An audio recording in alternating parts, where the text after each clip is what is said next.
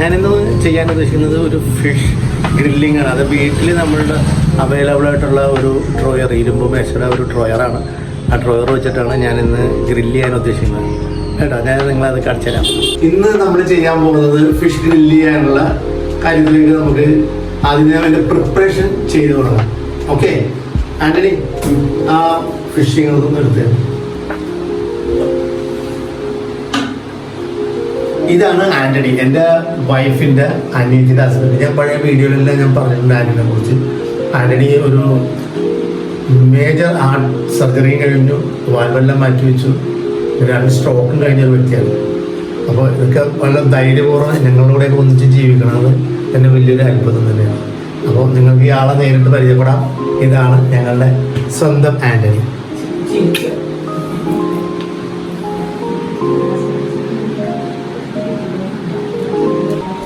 അതിന് തന്നെ നമുക്ക് ഈ ഫിഷ് ഒന്ന് വരഞ്ഞ് ഈ മസാല എല്ലാം പിടിക്കാൻ വേണ്ടിയിട്ട് ഒന്ന് വരയണം. അപ്പം ഞാൻ ആദ്യം തന്നെ ഇതൊക്കെ ഒന്ന് വരഞ്ഞിടട്ടെ.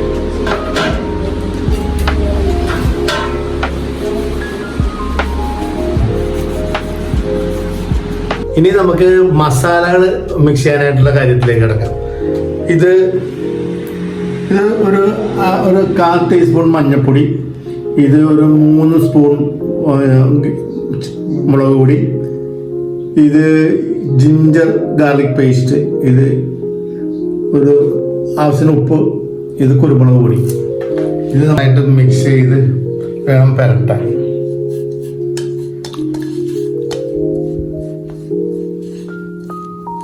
ഇത് മസാല മിക്സ് ചെയ്യുന്ന സമയത്ത് തന്നെ കുറച്ച് ഒരു നാരങ്ങയും കൂടെ നമുക്ക് പിഴിഞ്ഞ് ചേർക്കാം. അതുകൊണ്ട് അത്യാവശ്യം നല്ല വെള്ളമുള്ള നാരങ്ങയാണ്. മസാല ഇപ്പോൾ ഏകദേശം മിക്സ് ചെയ്തെടുത്തിട്ടുണ്ട്. ഇനി നമുക്കത് ഈ മീനിൻ്റെ മുകളിൽ തേച്ച് പിടിപ്പിക്കാം നന്നായിട്ട്. ഇപ്പോൾ നമ്മൾ ട്രേ മാറ്റി ഇനി മാറിനേറ്റ് ചെയ്തിട്ട് ഈ അലൂമിനിയം ഫോയിലിൽ പൊതിഞ്ഞ് നമ്മളിത് ഫ്രിഡ്ജിൽ വെക്കും. എന്നിട്ട് നമ്മൾ നാളെയാണ് ഇത് എടുക്കുക. അപ്പോഴേക്കും നന്നായിട്ട് ഇതിനകത്ത് മസാല എല്ലാം പിടിച്ച് നല്ല അടിപൊളി ടേസ്റ്റ് ആയിരിക്കും.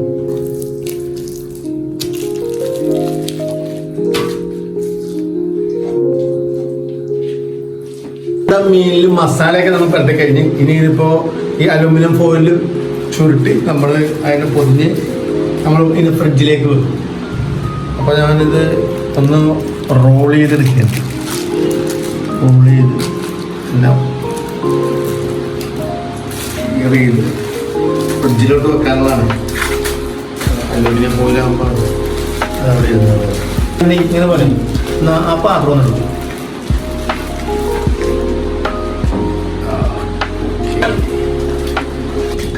ഇതാണ് ഇരുമ്പ് മേശയുടെ ഒരു ഡ്രോയറാണിത്. കണ്ട ഈ കണ്ട, ഇപ്പോൾ ഇത് ഇവിടെ ഉണ്ടായിരുന്ന ഒരു മേശയുടെ ഡ്രോയറാണ്. അപ്പോൾ ഈ പ്രാവശ്യം ഞാൻ ഉദ്ദേശിക്കുന്നത് ഇതിൽ ഫിഷ് ഗ്രില്ല് ചെയ്യാനാണ്. അതേപോലെ തന്നെ ഇതിനകത്ത് ഇതൊരു ആസ്പെക്ട് ഷീറ്റാണ്. അപ്പോൾ അതും കൂടെ കട്ട് ചെയ്തിട്ട് കഴിഞ്ഞാൽ ഈ മെറ്റലിന് കൂടുതൽ കേടുപാട് പറ്റില്ല, തട്ടാന്നെടുത്ത്.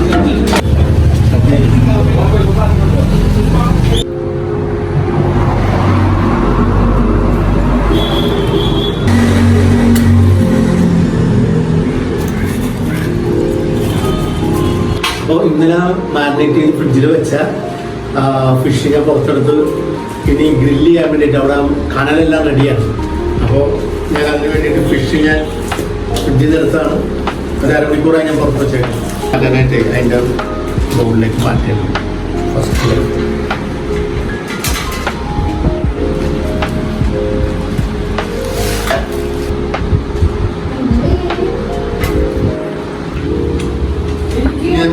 ഓക്കെ, നമുക്ക് അങ്ങോട്ട് പോവാം.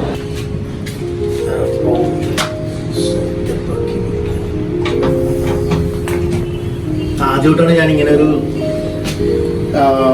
ഡ്രോയറിൽ ചെയ്യുന്നത്.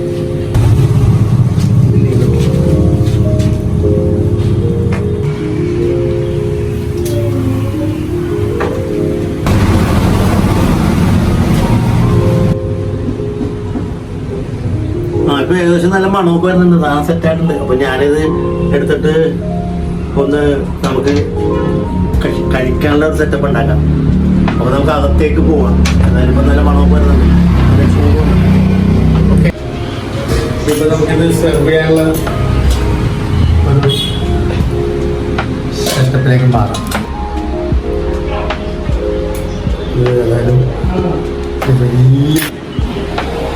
അങ്ങനെ മീൻ ഗ്രില്ലിങ് കഴിഞ്ഞു.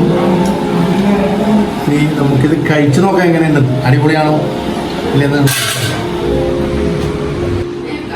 നമ്മുടെ ഗ്രേസി അമ്മയുടെ കൂടെ തന്നെ ഇത് ടേസ്റ്റ് ചെയ്യാനുണ്ട്. അപ്പോൾ ഗ്രിൽഡ് ഫിഷ് ടേസ്റ്റ് ചെയ്യണം. അതിന് വേണ്ടിയിട്ട് നമ്മളിവിടെ സ്പെഷ്യലായിട്ട് ഉള്ളത്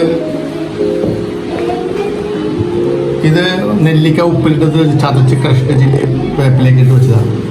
ഇത് നമ്മുടെ മയോണൈസാണ്. ഇത് സാലഡ്സാണ്. പിന്നെ ഇത് നമ്മുടെ പൊറോട്ട. അപ്പോൾ അത് ചെയ്ത് ടേസ്റ്റ് ചെയ്തിട്ട് എങ്ങനെയുണ്ടെന്ന് പറയാം.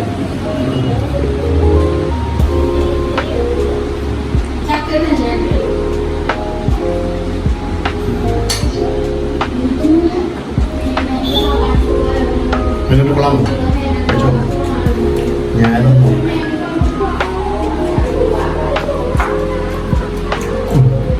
കൊള്ളാം, തിരക്കില്ല. വായിക്കുന്ന അത്ര ഒരു ഇതായിട്ടില്ല, അത്ര ഇതങ്ങോട്ട് അറിഞ്ഞില്ല. പക്ഷേ കൊള്ളാം.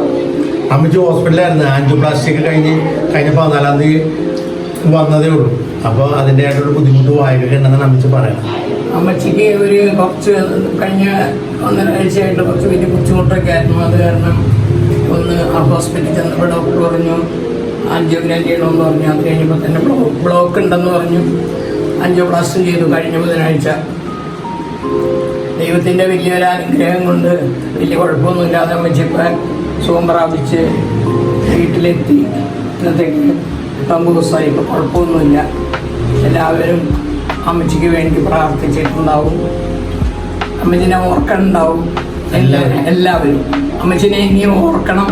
അമ്മച്ചിക്ക് വേണ്ടി പ്രാർത്ഥിക്കണം. ദൈവം നമ്പരാൻ എല്ലാ മക്കളെയും സമർത്ഥമായിട്ട് അനുഗ്രഹിക്കട്ടെ. എല്ലാവർക്കും അമ്മച്ചിയുടെ ചക്കരമ്മ.